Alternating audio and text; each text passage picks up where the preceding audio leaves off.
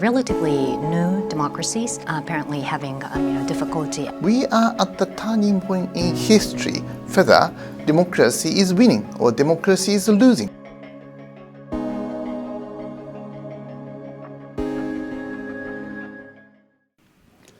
Hello and welcome to a special talk event on a very important subject, global democracy, its health, its future, and the implications for the Indo-Pacific region.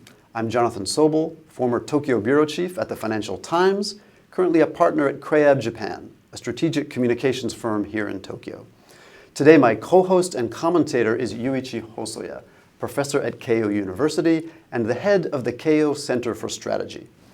Before we dive in, can you tell us a little bit about the center? Yes, thank you very much for your kind introduction. We have established a new think tank within Keio University in March this year, Keio Center for Strategy. And the Keio Center for Strategy is trying to be a hub of researchers at Keio University, business community, as well as government institutions. By combining these talents, we are trying to create discussion, rich discussion within the think tank, both internally and internationally. Great, thank you very much. Now, I'm very pleased to introduce our special guest today. She's Maiko Ichihara. She's a professor at Hitotsubashi University, an expert on foreign policy, human rights, and democracy. Thanks for joining us. Thank you for having me. So next year, I think, is an important year for democracy in the sense we have a couple of quite important elections in divided countries coming up, in the United States, but also in Taiwan, where influence operations from outside as well as internal fractures have been a major part of the picture. What should we expect in these two big events and broadly? I mean, taking a different form, more robust defenses. How's the narrative war going to shape up in the coming year or so? In a sense, it's hard to see whether there is going to be a chaos over elections, because if, well, as Hosoya Sensei said, if we can, robustly defend ourselves, then we might not be subjected to influence operations too much. However, China has expanded its influence operations campaign all over the world. As I said, since last year, they have been entering into U.S. elections as well. And what we call Dragon Bridge, which used to conduct influence operations campaign over those Hong Kong democracy advocates, are out there to intervene into U.S. elections. And also, they have been quite active in trying to make impacts onto Southeast Asian countries' elections as well. And what they try to do is not only to support one type of candidate, but also to destabilize the target societies. And apparently Taiwan here is the most biggest victim of China's influence operations. Well, they think that there is a huge stake because China wants to integrate Taiwan in the future without hopefully using the military muscle. And so in here, narrative warfare is a very important one. Well, they are hoping that if they could make the Taiwanese people feel that they want to be a part of China without actual fighting, then that's the best for China. And so, election time is going to be used as such. But at the same time, as I said, the Taiwanese society as well as American society has been preparing very much for this kind of campaign. Well, one difficulty is that when there's a huge involvement of the government in tackling disinformation, it could actually potentially backfire. That's what we have been seeing in the United States.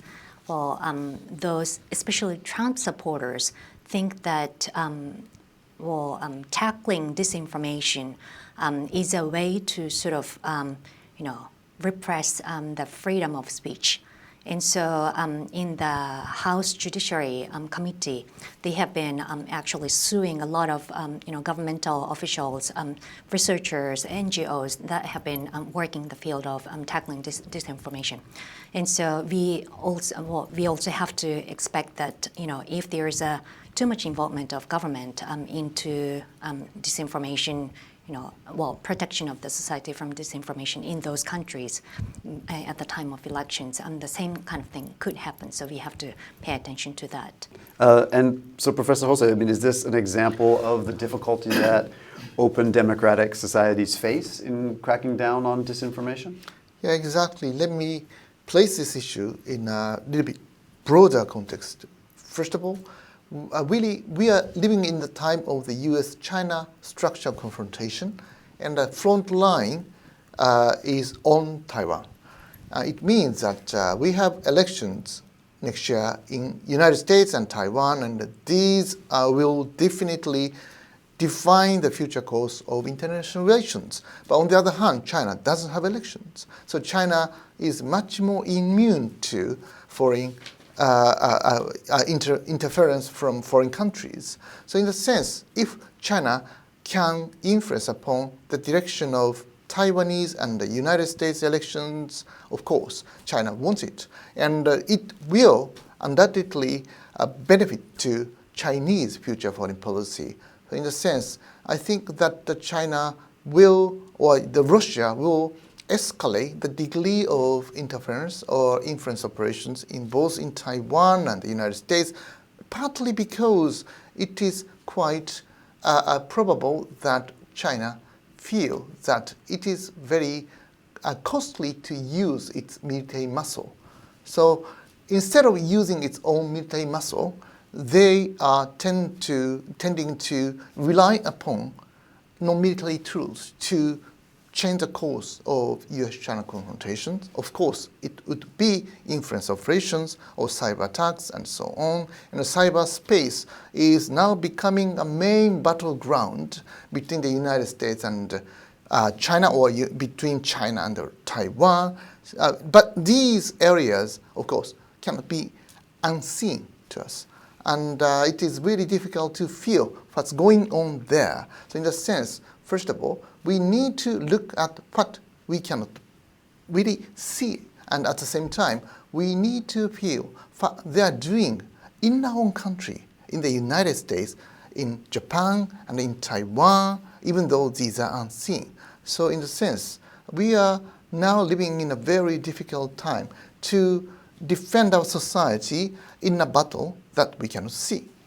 And if influence operations take advantage of existing divisions and existing weakness in democracies, then one counter to that, of course, is to strengthen democracy more fundamentally. I know, Professor Ichihara, you've looked at democracy movements around the world, how they can be strengthened and supported. What can Japan, for example, do? We're here in Japan in terms of its foreign policy or other ways to support democracy globally. Well, what Japan can do, there are actually multiple things that Japan can do. Well, when it comes to protection of democracy in relations with influence operations, one of the things that we have to pay attention to is that influence operations could be effective only if the target country's society is divided. And so, those authoritarian actors that are trying to influence other countries, other societies, always try to push, hot button issues from both sides, and so so that we would have much controversies over gun control or over the discharging of the treated water and things like that. And so one of the important things that we should do as the Japanese society, as well as probably the Japanese government, would be to bridge the divide. Well, within Japan, within the Japanese society, as well as potentially in other countries' society as well.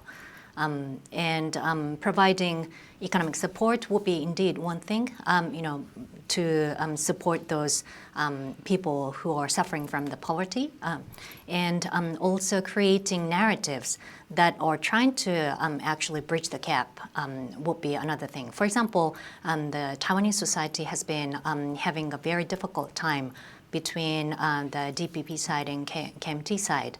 And they themselves have to think about how to bridge the two sides. But if the Japanese government could do something to help, talk between, facilitate talks between them. That would be one of the things. And also, given that democracies have been under recession, we have been seeing a lot of, for example, coups or repression of civil society activists, journalists, and so forth. And those people have been having difficulty living in their countries.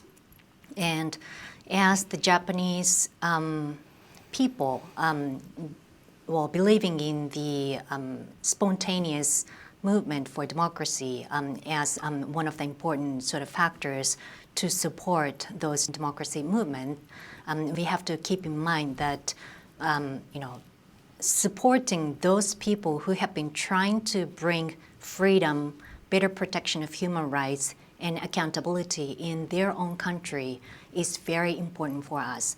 So, in person, I have been trying to create a network of scholars and NGOs in the Indo-Pacific field, region as a whole, so that we, the scholars, can host those democracy advocates at risk at our institutions.